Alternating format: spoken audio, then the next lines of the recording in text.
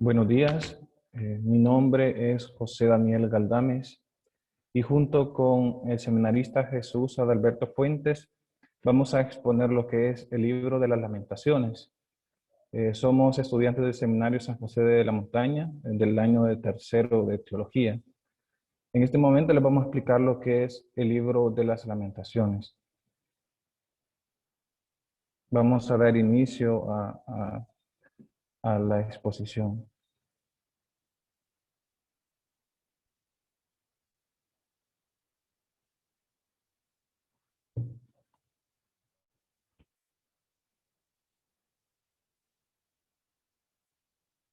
Vamos a explicar ahora lo que es el lugar, tiempo y autor de este libro. El libro de las Lamentaciones no identifica explícitamente su autor. El libro no dice quién es el autor, ¿verdad? La tradición es que el profeta Jeremías fue quien escribió Lamentaciones. La tradición nos dice eso. Esta opinión es muy poco probable, considerando que el autor fue un testigo de la destrucción de Jerusalén por los babilonios. Jeremías se ajusta en esta descripción. Eh, el libro no identifica el autor, ni tampoco lo hace la Biblia en ninguna parte.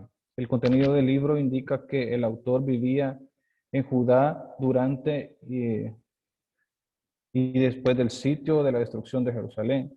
Entonces, en ningún momento así específico nos dice que Jeremías es el autor del libro. Hay una larga y antigua tradición que data por lo menos de los tiempos de la Septuaginta, la cual atribuye el libro de Jeremías. Para evidenciar a favor de esta tradición y refutaciones de argumentos en contra de la misma.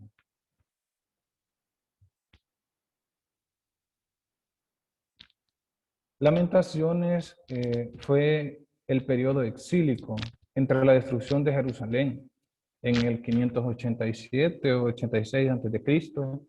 y el edicto de Ciro en el 538 a.C.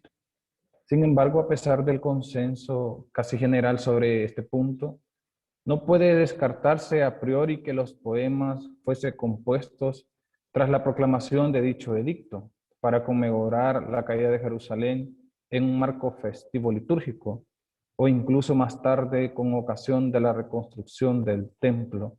Entonces, entre esos dos momentos se dice que fue escrito lo que es Lamentaciones, en el que en principio podía ser como una teoría en el momento de la destrucción de Jerusalén y el edicto de Ciro.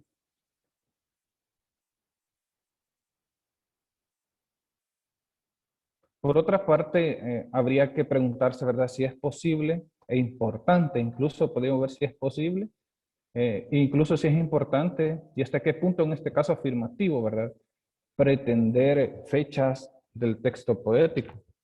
Por otra parte, sería excesivo o inexacto decir que el autor de Lamentaciones no estaba directamente interesado en acontecimientos históricos específicos, sino en todos los desastres afligidos a una humanidad pecadora. Algo bien importante de Lamentaciones es decir de que es verdad, se podría decir como los acontecimientos que estaban pasándole al pueblo de Israel, ¿verdad? Aquellos acontecimientos de sufrimiento que se le estaban dando. Y algo bien importante que se retoma desde este libro es que al sufrimiento se le da como un nuevo sentido, ya no se le ve como algo solamente negativo, sino que se le da como una dignidad al sufrimiento. Se le da como ese título, se le da como dignidad al sufrimiento. Ya no se le ve como algo malo, sino que significa el sufrimiento que se está padeciendo en aquel momento. En tal caso, es muy probable que Lamentaciones no hubiese visto nunca la luz, por lo que respecta al lugar donde vieron la luz estos poemas.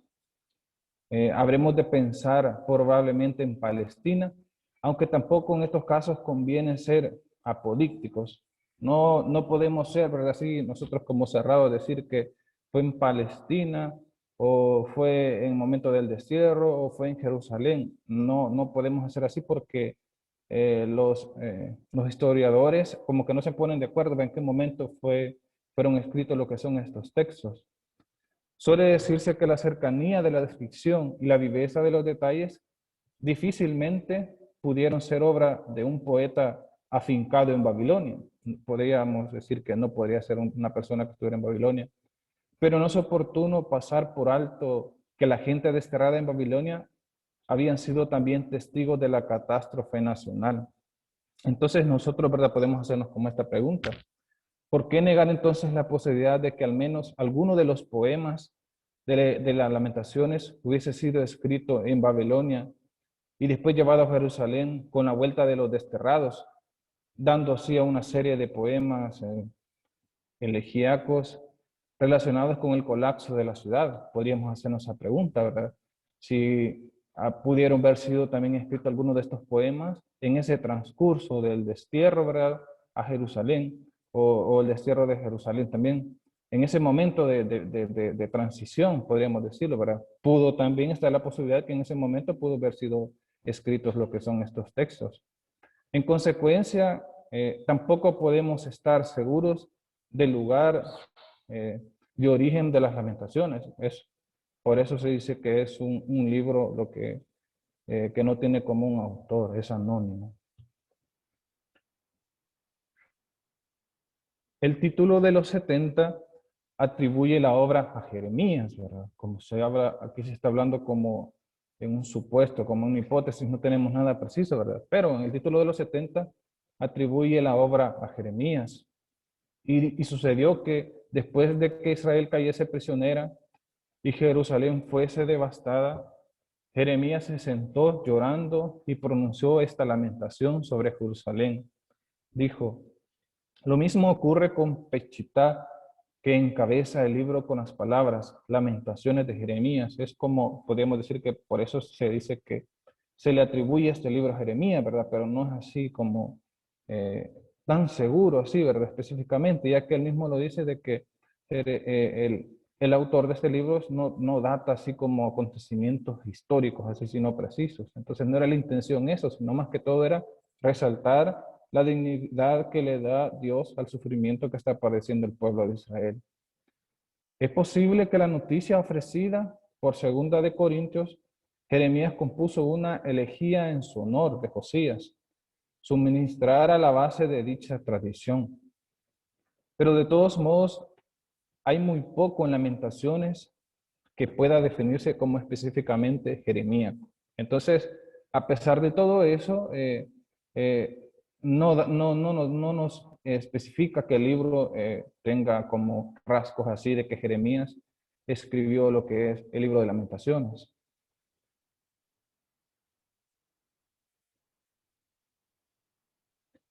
Ahora vamos a otro paso, el propósito de la escritura del texto de Lamentaciones. Como resultado de la continua y no arrepentida idolatría de Judá, Dios permitió a los babilonios asediar, despojar, quemar y destruir la ciudad de Jerusalén. Eso fue como por lo que pasaba, que el pueblo de Israel estaba en una continua, ¿verdad?, idolatría y no se arrepentía. Entonces Dios por eso permitió lo que es a los pueblos extranjeros, lo que era destruir Jerusalén. No era con una intención mala de Dios de querer destruir Jerusalén, sino que más que todo era como resaltar eso, el pecado del pueblo de Dios. Y Dios con el sufrimiento que permitió que padecieran ellos no era con una mala intención, sino que era con la intención de que reconocieran el pecado y se convirtieran y volvieran a él. El templo de Salomón, que había permanecido por 400 años, fue quemado hasta sus cimientos. El profeta Jeremías, que como ya dijimos, no es así, ¿verdad?, verídico de que él fue el escritor del libro, un testigo ocular de estos eventos que pasó en el libro de las Lamentaciones, lo ve como un lamento por lo que ocurrió a Judá y Jerusalén. Más que todo el libro de las Lamentaciones, como su nombre lo dice, son lamentos del pueblo de Israel. Hay algunos versículos clave que vamos a resaltar, que son 3. Lamentaciones 2:17. Ya había hecho lo que tenía determinado, ha cumplido su palabra, la cual él había mandado desde tiempo antiguo. Destruyó y no perdonó, y ha hecho que el enemigo se alegre sobre ti y enalteció el poder de sus adversarios. Ese es un principio. El segundo lamento es: Lamentaciones 3, del 22 al 23. Por la misericordia de Yahvé no hemos sido consumidos, porque nunca decayeron sus misericordias. Nuevas son cada mañana, grande es su fidelidad. Entonces la intención de Jesús no es solo hacerle prever su pecado, sino que es por la misericordia de Dios que tiene contra el pueblo de Israel. Él sigue siempre fiel a su alianza. Y el último es Lamentaciones 5, 19-22. Mas tú, Yahvé, permanecerás para siempre, tu trono de generación en generación. ¿Por qué te olvidas completamente de nosotros si no nos abandonas tan largo tiempo? Vuélvenos, oh Yahvé, a ti y nos volveremos. Renueva nuestros días como al principio. ¿Por qué nos has desechado? Te has airado contra nosotros en gran manera.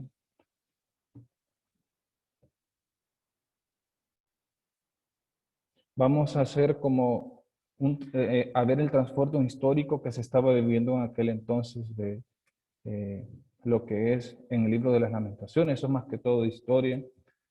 Nos dice que los babilonios comenzaron eh, el sitio de Jerusalén en diciembre del 588 a.C., en enero, o en enero de 587, a un año antes. Los estudiosos no se ponen de acuerdo en cuanto a este asunto. El sitio duró con solo una breve interrupción, aproximadamente 1 o 2 años. Hubo hambre aguda en la ciudad. El ejército babilonio entró en Jerusalén el 16 de julio del 586 y el rey Sedequías intentó huir, pero fue capturado, obligado a presenciar la ejecución de sus hijos, luego cegado y llevado en cautiverio a Babilonia. Son como algunos datos históricos que estaban pasando en aquel momento. El 14 de agosto de 586, los babilonios comenzaron a destruir a Jerusalén. Lo destruyeron todo lo que había en Jerusalén, el templo, el palacio real, las casas, los muros, todo. Los judíos que no fueran pobres fueron llevados al cautiverio a Babilonia, junto con sus tesoros en el templo. Algo bien interesante de que los babilonios, ¿verdad? No vinieron y destruyeron y mataron a todas las personas, no que destruyeron todo, sino que se llevaron sus riquezas y las personas que eran artesanos, que tenían alguna habilidad, se los llevaron con ellos, ¿verdad? Porque ahí podían aprovechar de ellos. Y los demás los dejaron ahí y algunos los asesinaron. El 4 de octubre del 86, Gedalías, el gobernador judío nombrado por los babilonios, fue asesinado. En este libro, Jeremías verá de pie en medio de las ruinas de Jerusalén y del templo. 3 capítulos nos dan un relato de los problemas domésticos de Israel. Tienen el propósito de mostrar los pecados de Israel y el amor de Dios. El resto del libro contienen denuncias en el pueblo por su idolatría y su pecado. En el último capítulo de Jeremías, acerca del incendio de Jerusalén y el comienzo del exilio babilónico, debe leerse como una introducción a este libro. Ahí sí, ¿verdad? El último capítulo de Jeremías, se puede decir que es como una introducción al libro de las Lamentaciones. Ahora vamos a unas aplicaciones de Lamentaciones, ¿verdad? Dios puede enviar disciplinas sumamente desagradables a su pueblo, incluso a los hijos de ahora en día. Aun cuando somos disciplinados por Dios, sabemos que nos perdonarás si no nos arrepentimos, ¿verdad? Si nos arrepentimos, Dios nos puede perdonar. A Dios no le agrada afligir a su pueblo. En principio, Dios, la intención no era hacerle un daño al pueblo, sino que no era eso. La expresión traducida voluntariamente es literal de su corazón. El sufrimiento de los hijos de Dios nos debe conmover, aun cuando el sufrimiento es merecido. La fidelidad de Yahvé se manifiesta no solo en la bonanza, sino también en medio de la angustia más profunda. Y ante todo eso que estaba padeciendo el pueblo de Israel, nunca Dios los dejó solos, nunca se olvidó de ellos, sino que siempre tuvo compasión y estuvo siempre con ellos.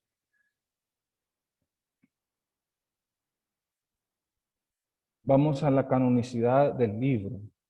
Sobre el carácter inspirado de Lamentaciones, nunca ha existido dudas, nunca. Siempre se ha dicho que el libro de Lamentaciones es un libro canónico.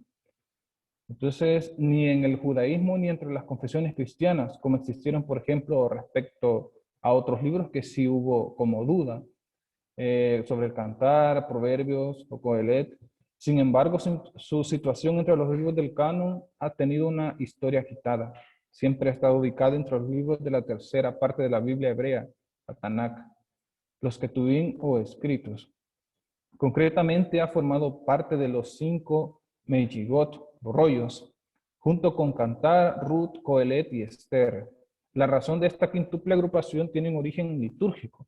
Cantar era utilizado en la Pascua, Ruth en Pentecostés, todo tiene como una secuencia. Lamentaciones en el mes de Ab, Coelet en Tabernáculos y Esther en Purim.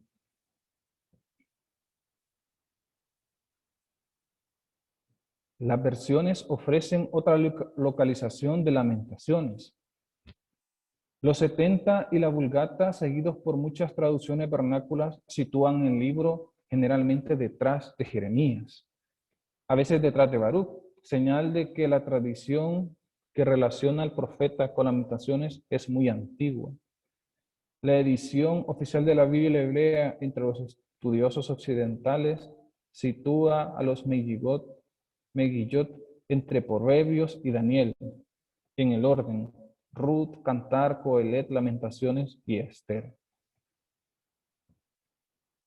Vamos a ver lo que es el libro y su mensaje, en pocas palabras, ¿verdad? Como en un resumen. Este libro está constituido por 5 poemas que recogen el espíritu y los sentimientos que animaban tales celebraciones de dolor y tristeza. Ya Jesús Fuentes va a explicar lo que es cada poema de lo que consta lo que es ese libro. Lamentaciones no se reduce a llorar un desastre de Judá y de Jerusalén, sino que una y otra vez lleva al pueblo a reconocer su propia responsabilidad y a confesarse culpable delante de Dios. Entonces, la intención no es resaltar lo que es el sufrimiento, no es que Dios haya querido el sufrimiento del pueblo, ¿verdad? Sino que más que todo la intención o el mensaje del libro es hacerle ver al pueblo el pecado que estaba cometiendo y que se arrepintiera y que volviera a Dios. Sobre todo el pueblo reconoce que Judá y Jerusalén merecieron la severidad con la que lo trató el Señor y que Él nunca dejó de actuar con perfecta justicia. Era lo justo.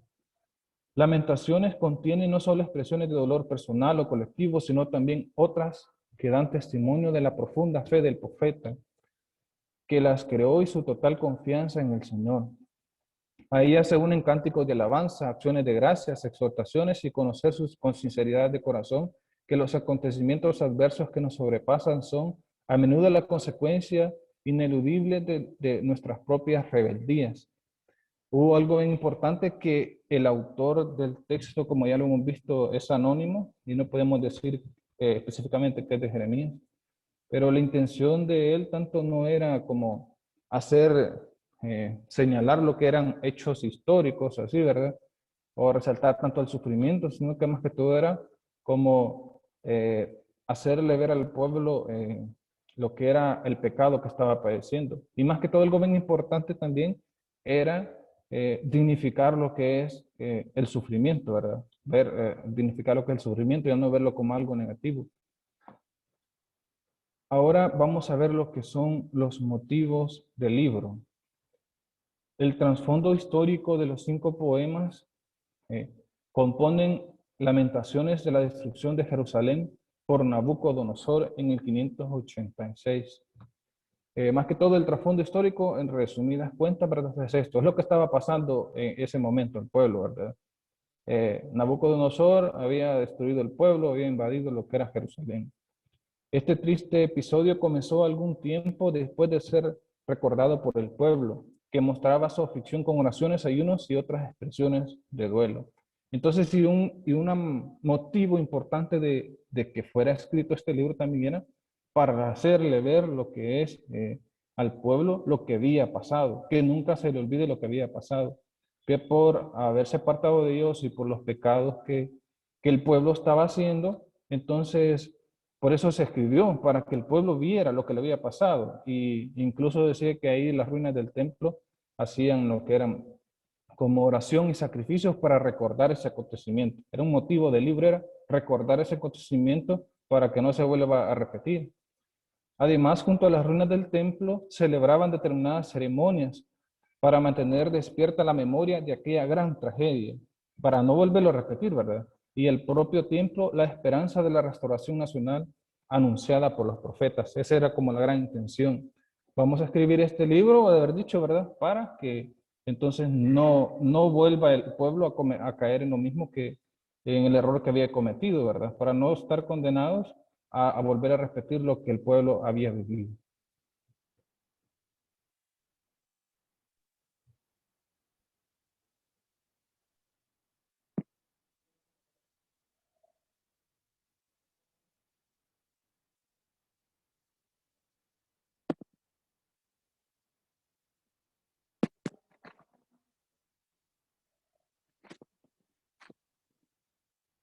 Bueno, siguiendo con la exposición del libro de Lamentaciones, eh, voy a seguir con esta serie de poemas, que es más que todo una reflexión sobre el asedio de Jerusalén y el exilio que pasó. Este más que todo está narrado en el libro de Segunda de Reyes, capítulos 24 y 25. Se narra más que todo la caída de Jerusalén y el exilio, que era una catástrofe horrible para la historia de Israel. Como ustedes saben, en la historia de la salvación, Dios le había prometido la tierra a Abraham y le dio victoria a David para que Jerusalén fuera la capital de Israel. Ahí estaba el templo de Jerusalén, o sea que era el sitio, uno de los sitios o el sitio más importante para ellos, y cuyo templo y cuya ciudad cayó en manos de los babilonios en el año 587 antes de Cristo. Todo fue aniquilado y destruido. Pues este libro de Lamentaciones es un recordatorio del dolor del pueblo de Israel. Y los poemas de lamento que se encuentran aquí no son únicos en la Biblia. De hecho, los salmos, como el Salmo 10, 63, 69, 74, lamentan, eh, lamentan ese sufrimiento del pueblo. ¿Y por qué? Porque de cierta manera son formas de expresar, por ejemplo, una forma de protesta, tanto para la situación que están viviendo como pidiendo auxilio de Dios. Una manera de expresar las emociones hacen estos cánticos. También demuestran el sufrimiento, que el sufrimiento no se comprende mediante la comunidad, sino que Dios tiene el poder y el consuelo para todo aquel pueblo que sufre. Eh, yo les voy a hablar acerca sobre la dimensión literaria. El libro de Lamentaciones está formado por 5 composiciones poéticas correspondientes a sus 5 capítulos, con los versos estructurados alfabéticamente. Las 4 primeras son acróstico. Acróstico quiere decir que son poemas que están compuestos del alfabeto hebreo, que este alfabeto está conformado por 22 letras. Y la quinta es simplemente alfabética, en este sentido de que tiene tanto versos como letras del alfabeto hebreo. El primer poema se distingue en 2 partes. En la primera, el autor evoca la desolación de Jerusalén, eh, y ya lo narra el capítulo 1. Jerusalén, como una viuda, se pone a una imagen conyugal en relación con Dios, que ahora la ha abandonado. Los caminos de la ciudad, que antes estaban repletos de peregrinos que acudían a sus fiestas, son ahora recorridos por los nobles desterrados que van en dirección contraria. La causa de tantos males es que Jerusalén no es inocente y debe reconocer el sacrilegio que ellos suponen. Y la segunda parte es la misma de Jerusalén en la primera persona, quien lamenta su desgracia, expone su caso a unos caminantes, a unos pueblos impasibles ante el dolor. En ese juicio silencioso la ciudad se presenta sin habitantes y en poder de sus enemigos. La tristeza y la desgracia son la fuente y el apoyo de una oración confiada. Más que todo se enfoca en el dolor y la vergüenza, que aquí lo narra como la señora Sión, o sea, el pueblo, donde Jerusalén pide a Dios por su angustia. Utiliza muchas metáforas que es parecida a la de un funeral o la de un dolor por la pérdida de lo que no se tiene o de lo que se tuvo y ahora no se tiene. El segundo poema, pues enfoca la caída de Jerusalén por el pecado de Israel. Dios se molesta más que todo por el tema de la idolatría, provocando así que la desgracia que les ha ocurrido es justificada por Dios por haberlo dejado en segundo plano. Eso permitió que su idolatría, su falta de acercamiento con Dios, esto permitió que los babilonios invadieran la ciudad. El escritor sagrado está justificando que el enojo de Dios es por no obedecer lo establecido en la alianza, recordando los lamentos los lamentos que el pueblo de Dios tiene. El segundo poema describe brevemente el dolor. La estructura parece ser la siguiente: una primera parte del 1 al 8, con versos en tercera persona que tienden al Señor como sujeto, descubriendo el sufrimiento. Una parte central, 9 al 12, versículos 9 al 12, en la que se habla de la ciudad, con los verbos en plural. Concluye la lamentación en los versículos 13 y 22 con una oración invocando al Señor. Los acontecimientos de la destrucción de la ciudad y la desaparición del templo puede ser objeto de lamentación. El tercer poema, es un poco distinto, es el más largo. Tiene 3 versos por letras. El esquema es diferente a los demás esquemas, o sea, rompe. Es el poema más largo del libro y la voz que se escucha es la de un hombre solitario, hablando desde su sufrimiento como un representante de todo el pueblo. Lo interesante es que este poema toma ciertas partes de otros libros sagrados, como son el libro de Job en el capítulo 3, y otros como los Salmos de Lamento 22 o 69, e incluso los poemas del siervo sufriente de Yahvé que se encuentra en Isaías. Por eso este poema tercero se escucha al final la esperanza del pueblo que tiende a Dios, diciendo que el gran amor de Dios nunca se acaba y su compasión jamás se agota. Eso lo encontramos en los versículos 22 y 24. Dice, el tercer poema es el centro del libro. El pueblo es como un hombre lleno de gracia que se desahoga a su lamento. Toda la potencia del Señor ha vuelto en contra, todos sus beneficios en desgracia. A continuación, en los versículos 22 y 42, se abre el camino a la esperanza, que nace del reconocimiento de la fidelidad del Señor y de su bondad. Quien lo reconoce recibe el perdón de Dios. Después de confesar el pecado, se repasa de nuevo el mal y vuelve al llanto. Aunque la muerte parece el destino final, en la realidad la meta es el Señor. Finalmente se invoca al Señor con confianza en la justicia. En este poema, una vez más, el dolor y la desgracia no son el final, sino que es la esperanza en el Señor. Aquí tiene que ver mucho, y ya lo explicaba el padre en clase, hay veces con la postura de Monroe Crenshaw, que es una autocomprensión en tanto relación con el Creador, en la parte teológica, como él lo explicaba, como la relación en las cosas o en la gente, que es lo social. De cierta manera, la comunidad, aquí representada por un hombre, evoca que de cierta manera necesitan de Dios.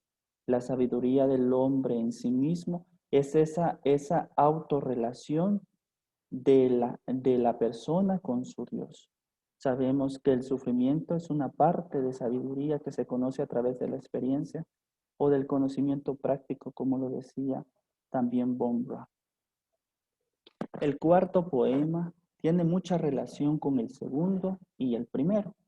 Y es porque de cierta manera este cuarto poema tiene la misma estructura alfabética del primero y del segundo. Es la descripción del asedio de Jerusalén.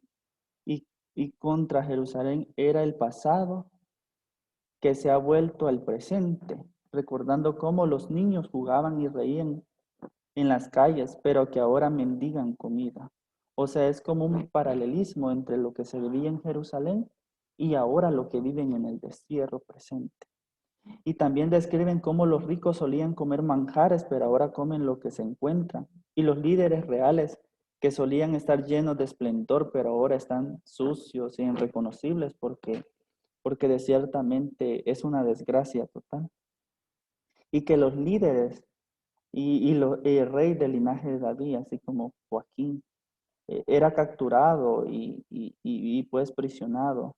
El poema viene a ser como un impacto entre el contraste que tenemos en la vida real ahora con el sufrimiento que se vive en la época. Dice, tiene mucha relación, como ya lo decíamos, por la estructura. Se dibujan las desgracias y los cabos de Jerusalén, que es la joya preciosa, orgullo de los habitantes, pero abandonada de todos. La segunda parte conduce al lector fuera de la ciudad, a los caminos por donde caminaba errante desterrado. Los pecados de los sacerdotes y profetas son lo que han provocado el abandono del Señor a su pueblo. El último poema, como es una oración. Los tres primeros poemas terminan con una oración, en cambio el cuarto no. Es probable que este quinto sea la conclusión del cuarto, una oración final. En la primera parte, los versículos 1 y 14, se presentan todos los males como imagen ya utilizada en otras lamentaciones. La ciudad está llena de extranjeros, pero el Señor defiende a los huérfanos y a las viudas. La segunda parte utiliza la imagen de la corona caída de la cabeza para reflejar a Jerusalén destrozada. La última parte de los versículos 19 y 22 presentan todo el pueblo unido en oración y suplicante al Señor. Solo la conversión radical puede volver la situación a su estado original. Y el último dice, es como un interrogatorio, como un proverbio, o una metáfora. Haznos volver a ti, Señor, y volveremos. Entonces, de cierta manera, el último ya de todos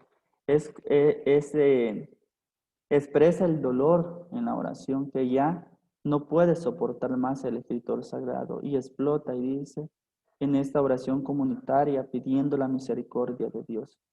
Israel ruega a Dios para que no se le abandone y el poema ofrece una larga lista de las diferentes clases de personas que fueron devastadas por la caída de la ciudad.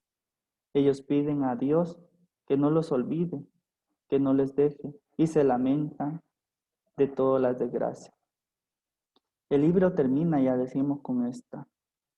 A no ser que nos abandones, haznos volver a ti, Señor, y volveremos.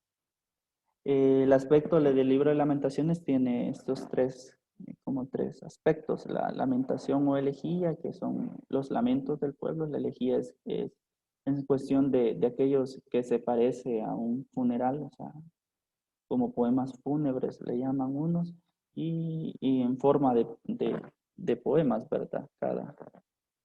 Cada capítulo. Y una elegía política. Se lamentan más que todo en esta elegía política y no todos los autores lo toman así, como el lamento por la caída del templo, que era como, como la casa ceremonial o cultural que le daba todas las pautas para el pueblo, para adorar a Dios, para regirse en lo moral, en lo social. Entonces lo ven que la caída del templo es algo que devastó tanto la situación política del pueblo de Israel. Por último, la lamentación de Jerusalén en el Nuevo Testamento. Entonces, un tipo de lamentación que Jesús utiliza. En el Nuevo Testamento encontramos un texto muy cercano a Lamentaciones, el llanto de Jesús sobre Jerusalén. El texto del evangelista anuncia el cercano asedio de la ciudad santa y su destrucción, pero Jesús no se limita a constatar el justo juicio de Dios sobre la ciudad pecadora, sino que se lamenta por el sufrimiento que acarrea y a la gente dicha destrucción. Su compasión es superior a la ira de Dios que ha hecho necesaria la catástrofe. Es precisamente en este aspecto coincide el llanto de Jesús sobre Jerusalén con las lamentaciones proféticas por los supervivientes de la ciudad tras el desastre del 587. Como conclusión de este libro, el libro de las lamentaciones no se agota en cantar las tristezas, sino que dice mucho sobre la fe y la esperanza, y muestra que es posible construir un discurso sanador a partir de las angustias. Este libro es un ejemplo de cómo la experiencia no puede conducirnos al vacío, sino por el contrario a impulsar a pronunciar la palabra que permita dar sentido a la vida. Este libro nos habla de la construcción de la esperanza. Esta no se monta sobre meras ilusiones vagas, sino sobre el íntimo convencimiento de que Dios no quiere nuestro sufrimiento. En este sentido, el libro reproduce la teología habitual del Antiguo Testamento, de que el dolor es producto del pecado y una señal para rectificar la conducta, lo que hace brotar un profundo aprecio por la verdadera sabiduría que nace de la experiencia, aquella que hay que vivir y narrar aunque duela. Surge la sed de justicia, porque todo en esta obra es terrible e injusto. Crece la conciencia de actuar para cambiar la realidad y que nunca más hay que lamentar lo que ahí se lamenta.